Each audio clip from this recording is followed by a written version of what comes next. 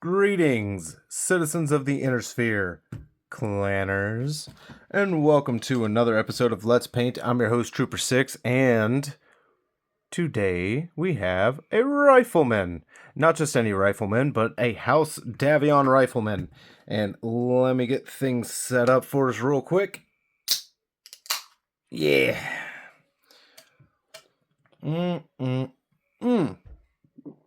That, my friends, is not coffee.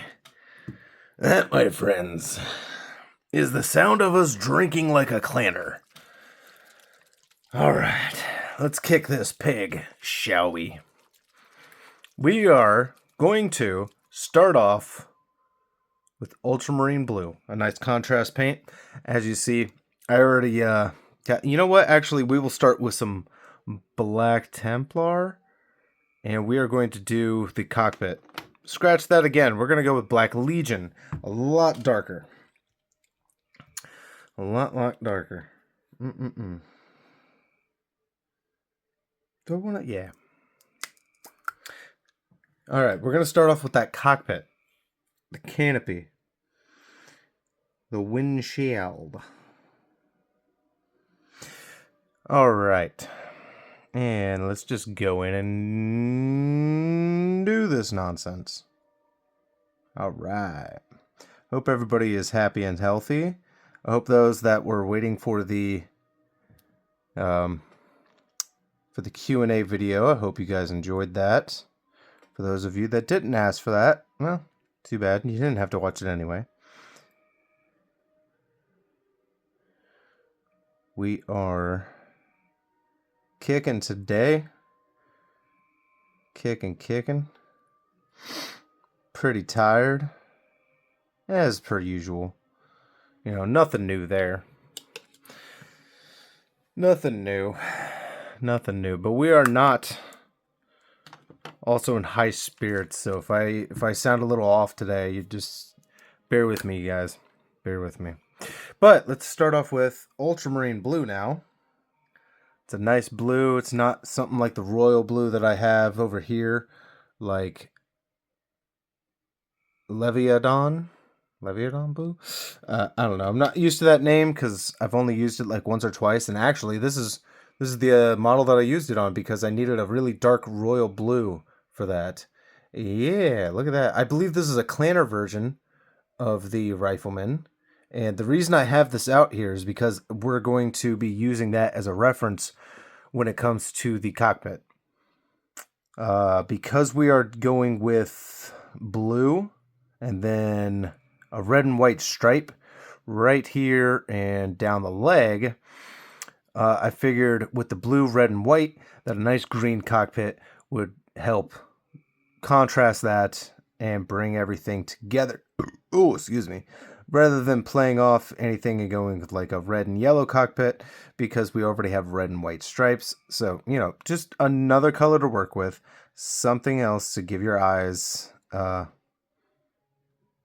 know, something else to look at. I usually try to do something like that. Because like I just said, it gives your eyes something else to look at, adds another color to it without distracting from the rest of the model. All right, and I want to say that we are actually going to go more or less fairly simplistic with this. We're not going to go to the great length and detail that you could maybe see in the game of Mech Warrior 5, even though that would be very nice, but we're just going for a nice, easy, mainly tabletop ready approach. We don't need to get all that fancy with it, especially since this is quite literally our first time painting this particular paint scheme.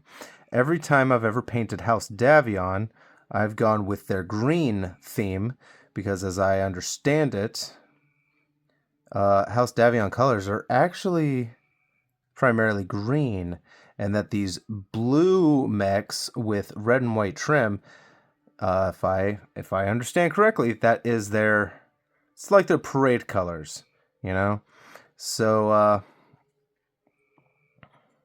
it is what it is. Now, the reason I know them for being green is actually due to BattleTech Gothic, because their colors are primarily green. I have not really seen any models painted with this color scheme, with their parade colors. So that's kind of what I'm used to. And I have had some people asking me, they're like, "Oh, I'm not used to seeing that with green." And I'm like, "Well, that's honestly all I'm used to."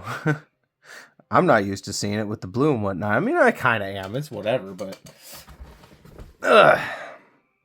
like I said, as far as I can understand, that the blue is actually their parade colors. If I'm wrong, I'm wrong. That's fine. I am allowed to be wrong here. We're all learning in some way, shape, or form. Even the so-called veterans of the BattleTech universe, everybody's always learning something, right? So there we go. We're also going to go with something different for the base. Now, well, I say that. All right. So for the base design, we're still going to go with our Armageddon wasteland look, just because it is the quickest, most simple, and quite honestly, very nice base design. But what I mean right here is the yellow bar. So to denote where the front of your mech is for the tabletop, even though this mech will probably never see tabletop action unless I play something very simplistic, which, I still have yet to do. For those that have been like, "Hey, you should try the Aces boxes, because they have a single player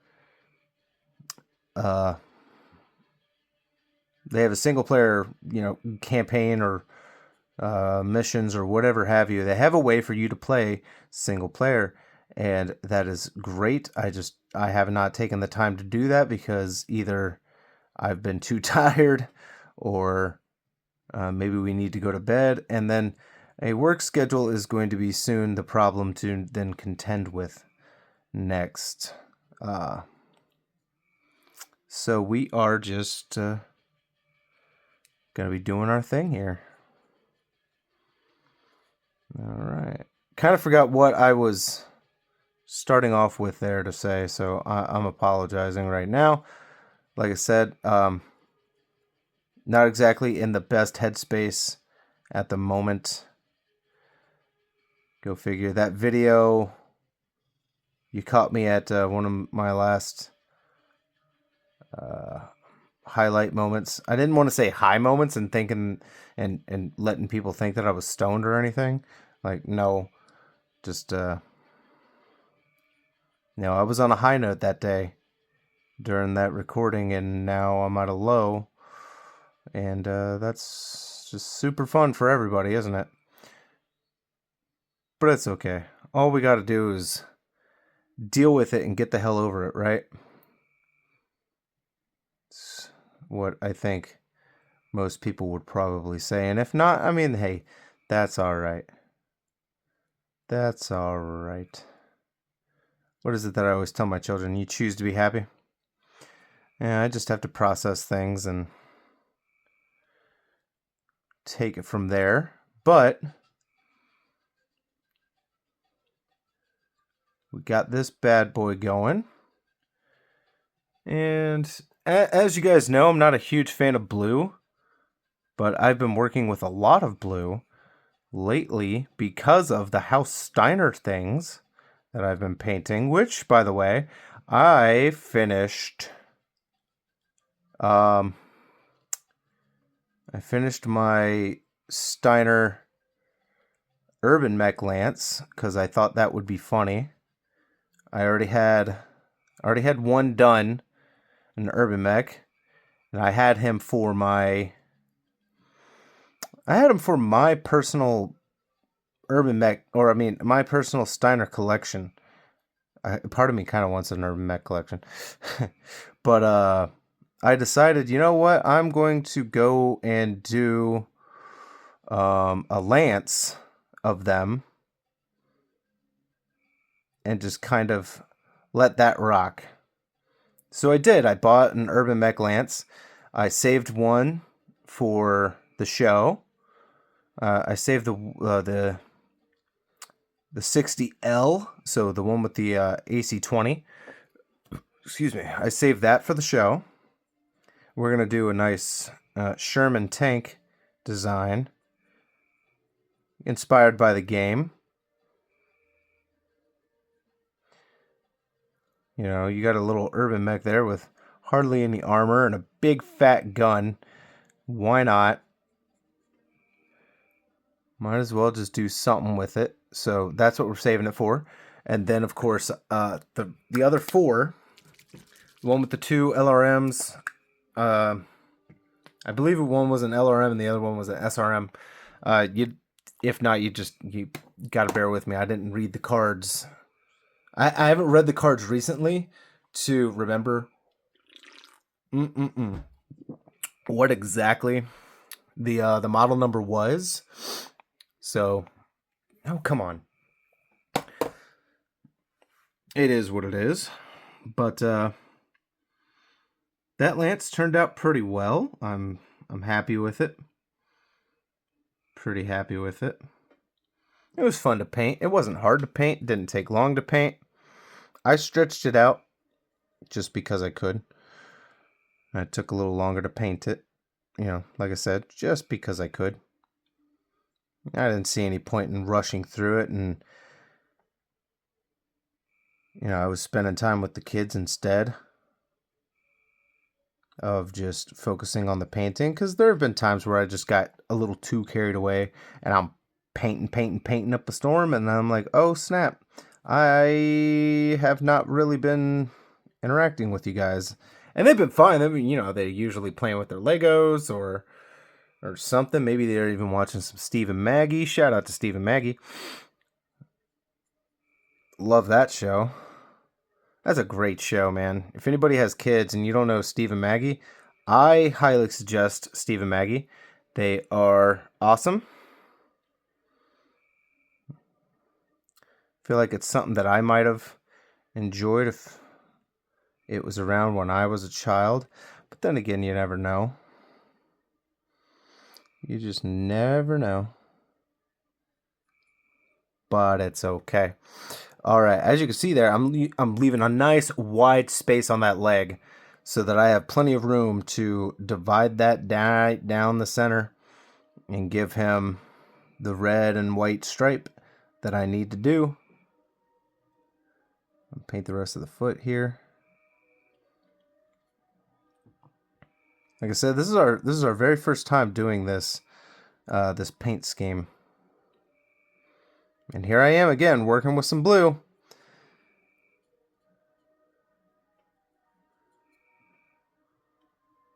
But I am excited for the next installments that we have prepared for you guys. So like after this, we are going to jump back to 40K for a little bit with a Kriegsman.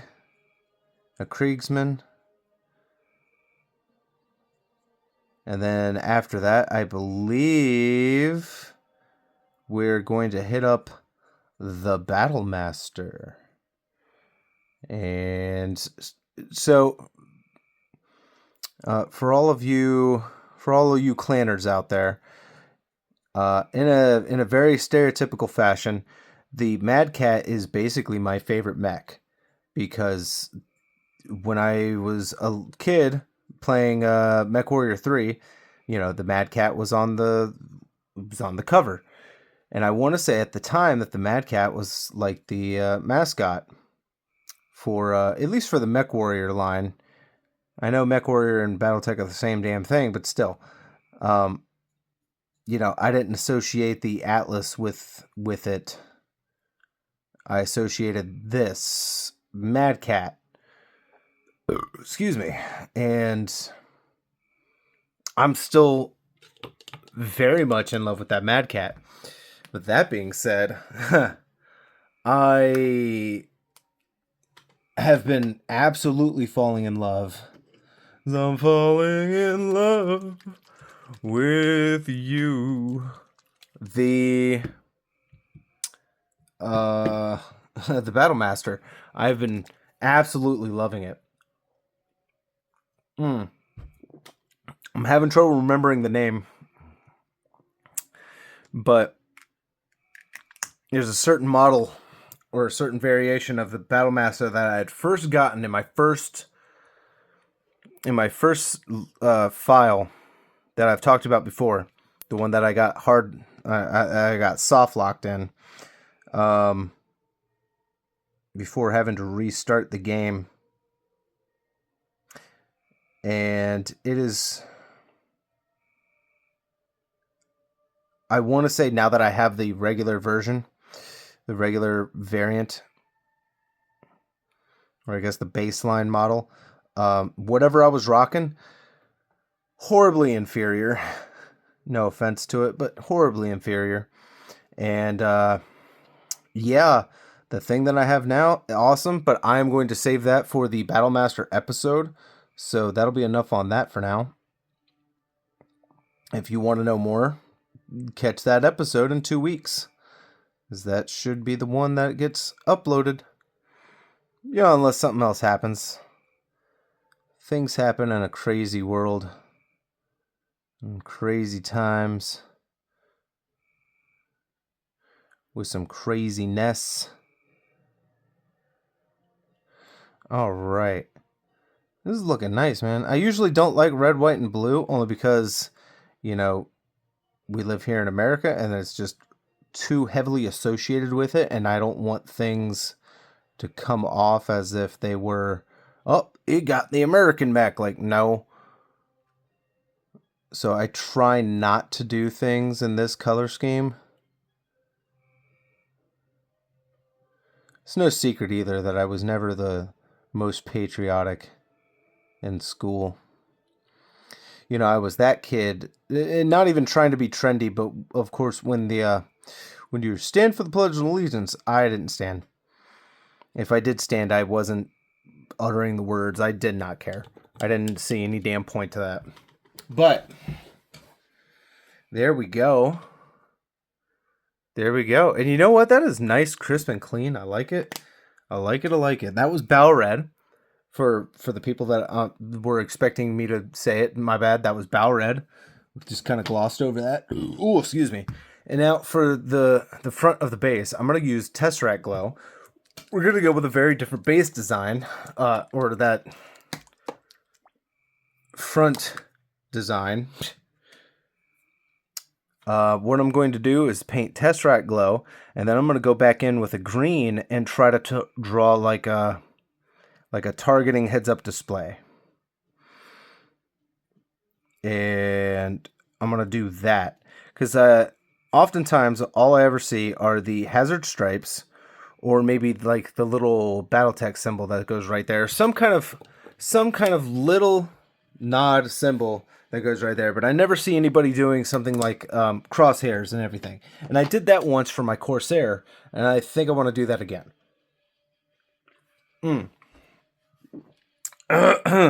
All right. Now, since we have all that, looking at what we have here, I want to say that we had painted that green. We are not going to paint it green, but we are going to jump in with wild green,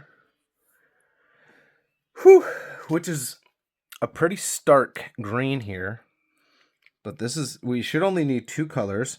It's going to be this wild green, and then it's going to be this scaly hide, which is a nice pale green. Or not really pale, but you can see the vast difference right there.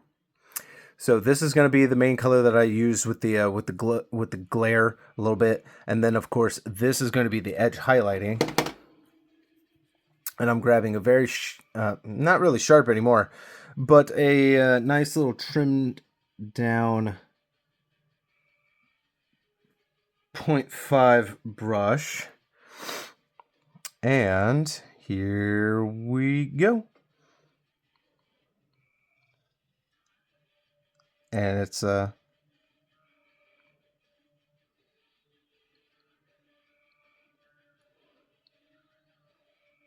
It's tough. It's tough trying to make sure that you get certain things right when you really want something done right. You know, you almost stress out about it to the point where you just instinctively kind of screw it up. And that is, again, why we have a model here for reference, so that we can, you know, stay on target. It's important to stay on target with these things.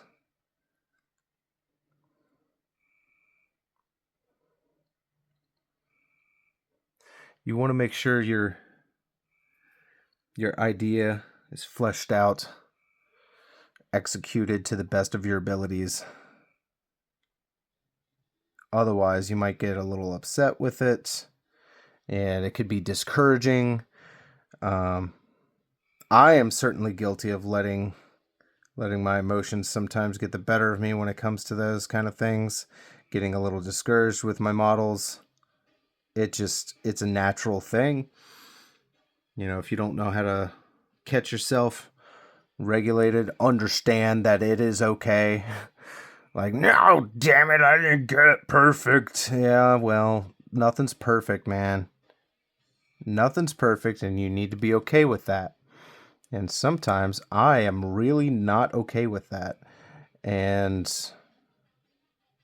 apparently that just comes with being a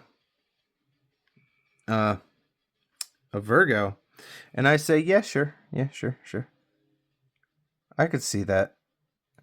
I don't know if other zodiac signs have the struggles with being, you know, with perfectionism and things like that. I think that could come with any kind of upbringing. You know, if it was drilled into you, or if you were punished enough for not getting things right.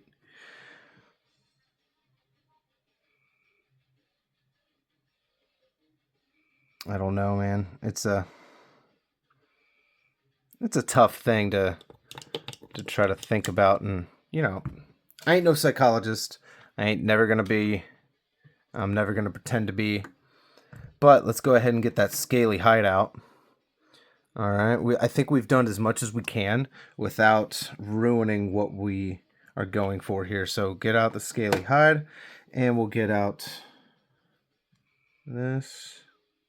All right, and now basically all we're going to be doing is edge highlighting. And we're just going to go for the edge of the cockpit. Because, as you can see how well it shows up against that other green. And there you go. Not too shabby, as long as it comes on. There you go. Skip real quick on that ad. We have some Mech Warrior music going on today. It's been jumping around from Mech Warrior 3, 2, 4. Nothing really from 5 just yet.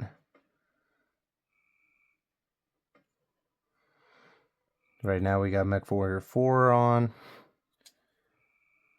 I don't really have control of it necessarily. I'm just letting the playlist ride. And there we go, man. There we go.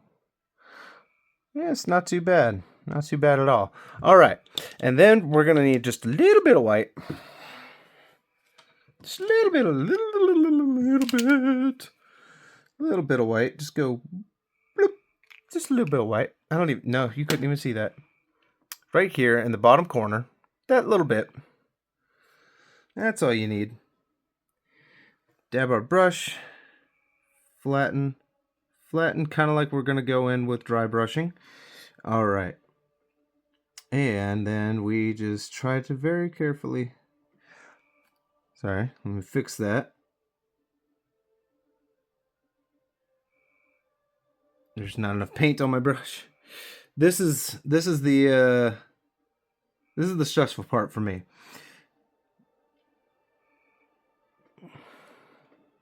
All right.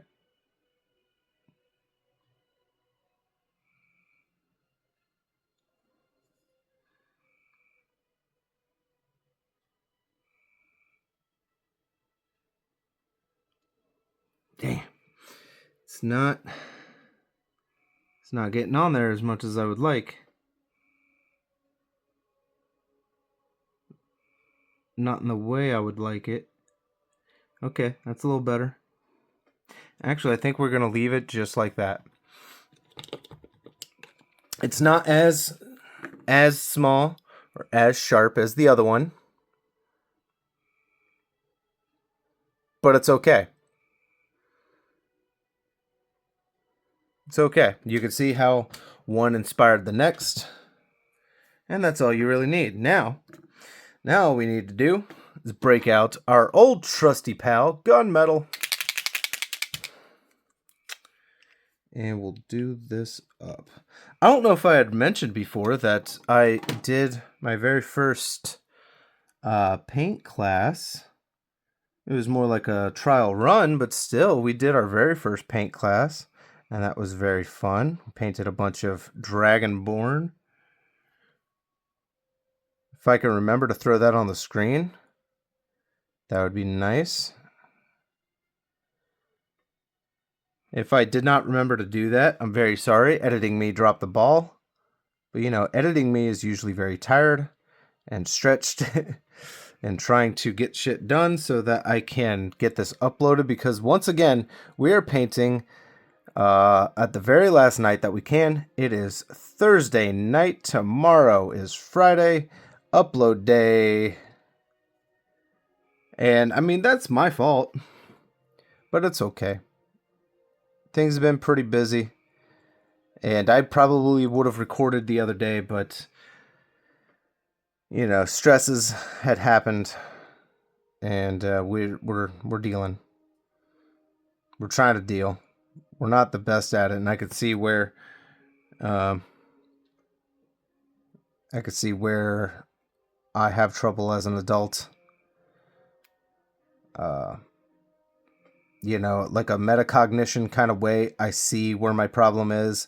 I'm aware of the problem, and yet I cannot stop the problem. And I, like Jim Leahy, I am the liquor. I am just being the problem, and I'm really not trying to be the problem, but I don't know how else to cope with said problem. So I'm in a weird vicious cycle of I'm trying to catch myself and watch myself and regulate myself, but also just not coping the best, not handling things the best, and that's just all on me. I think everybody has their own struggles in life, and I ain't here to trauma dump on you guys either. That's why I'm not really going into much detail, but that's also as much detail as I'm going to get into now. So what are we doing now? Of course, we've got that gunmetal out, so I'm just hitting up all the metal details. And basically, that will be it. Besides the front of the base and maybe the base design, if we have time, we could just squeeze that in and do that up. So yeah, now we're just hitting up all the metal bits to make it look a little more fleshed out, a little more detailed, and God forbid we say real. Yeah, we'll say convincing. How about that? Not real.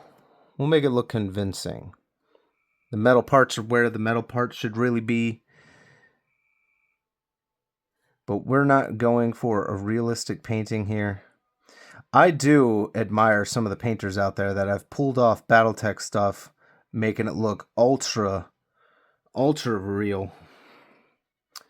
Like it doesn't look like a toy in their hand. It doesn't look like a painted miniature. It looks like they really did their work.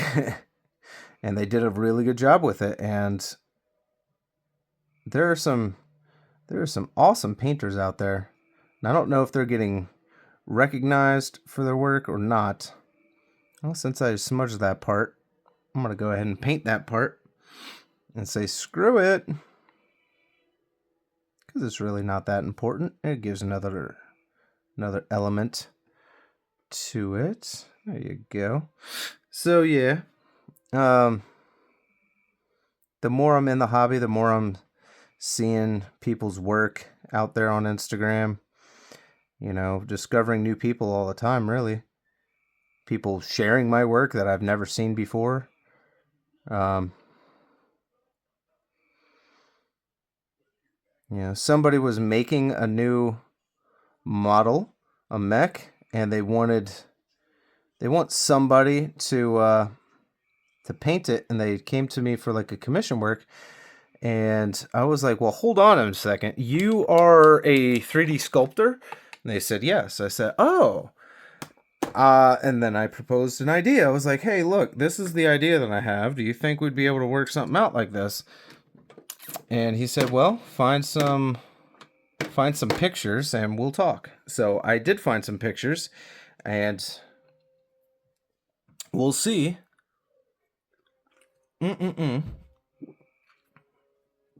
But there are two mechs that I would like, and they're not even mechs in the universe. They are quite essentially robots. But yeah, I would like these two robots from the movie Robot Jocks. I want the Matsumoto 14 and the Kowaleski 42. I would love those, because those are the reasons I even love giant robots. All right, we're going to start at the corners here. Get this line. Get this line. All right. Get that little line, that little line.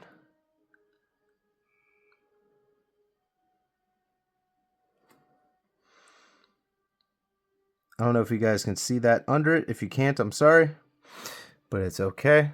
All right, as you can see there.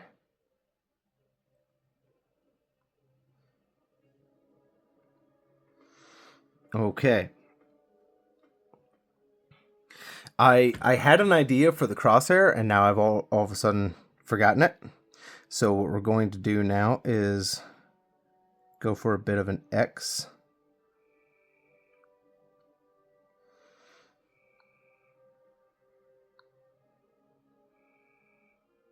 And we'll just hope that that is centered. Doesn't look like it's that centered, but it's okay. It's okay. And we're going to give a dot here.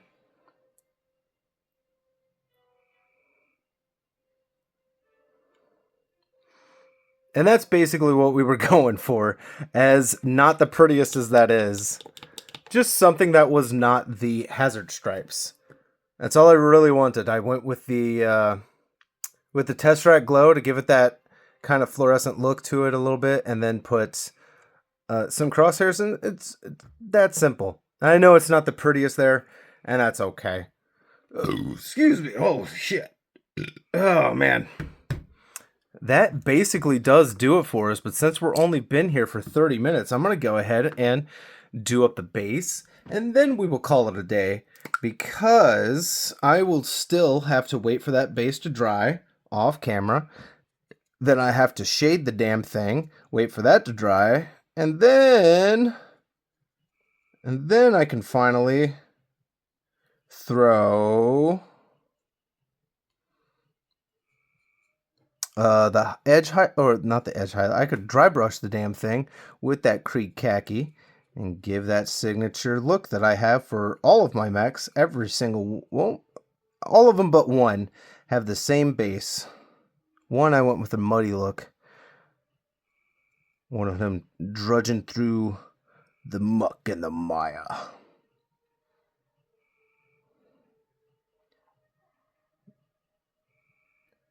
Not sure how much I liked it, but it's okay. It turned out just fine. It was that, it was one of them from the House Kurita mech packs. The one with the samurai looking charger.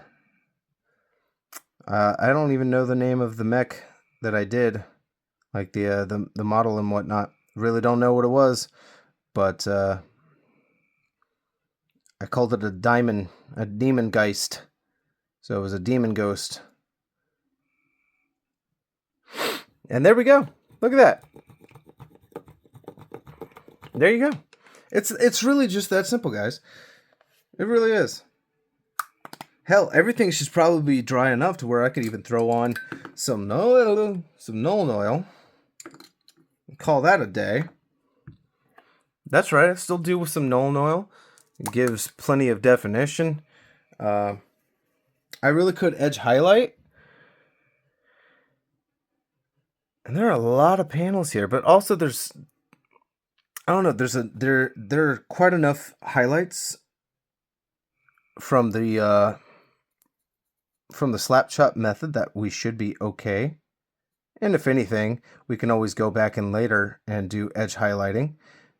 Generally, you're going to want to do edge highlighting after you do an oil wash, because using something like Nuln oil really darkens everything up, so you kind of lose the luster of everything that you paint, dulls everything out. And then, of course, when you go back in to do your edge highlights, brightens everything right back up. So then you are good to go. And it really is just a process, and it's something that you see a lot out there. Trust the process. Try to trust the process. It might not look like it's going to work for you. Trust the process. If it doesn't work, you might even see exactly where that the process broke down for you, and you can learn how to adjust for that later. Every model is practice,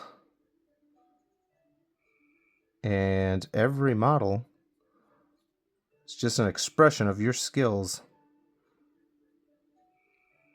I've noticed also it can be like an expression of your mindset. I know I'm not in the best headspace at the moment, and that could reflect in my work. And if it does, then, well, that's just food for thought for me later. It kind of is what it is. But what I was getting at there was, it kind of reminds me of like cooking. If you are not, you could taste the love. And if you are not in a good mood when you're cooking, you are most likely going to taste that. And I'm sorry, if you don't think that's true, then you probably have never tasted something from someone who was really in a bad mood.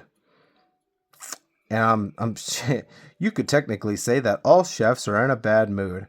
So if they still cook well, like, yeah, sure. But they also love doing that. I don't know. It's kind of whatever. I'm still going to stand by what I said. You can always tell when you are not in a good mood and you cook something. You can tell. And there have been a couple times where I even surprised myself, and I was like, oh, okay, this doesn't taste bad. I was really worried there that I ruined it. But yeah, there have totally been some minis where I painted and I'm like, wow. Well, don't paint in that kind of mood again, because it just didn't work. It just didn't work for us. So, that being said, I think this one worked for us just fine. All right, all we got to do now, like I said, is I got to wait for that base to dry. When it does, I can go back over it with some Rifleman Flesh Shade. It darkens that base right up. And then I can go back over it with a dry brush of Krieg Khaki. And you will get this. Not much of this. I want to say there's not much of a difference, but there really is. There really, really is. Everything gets darkened up and gets stained brown, even though it is already brown. And then you brighten everything right back up. And yeah. That is what it is. It really is that simple. Painting does not have to be the hardest thing in the world. A lot of people will overthink things. And I'm here to tell you that it will be okay. It really will. And speaking of it'll be okay, I hope you guys have had a good one on this. I hope you guys stay happy and stay healthy. And I really hope that you tune in next week when we jump in with our Kriegsman. But until then, I will see you guys on the next round. May the Void Father guide your brush. Peace!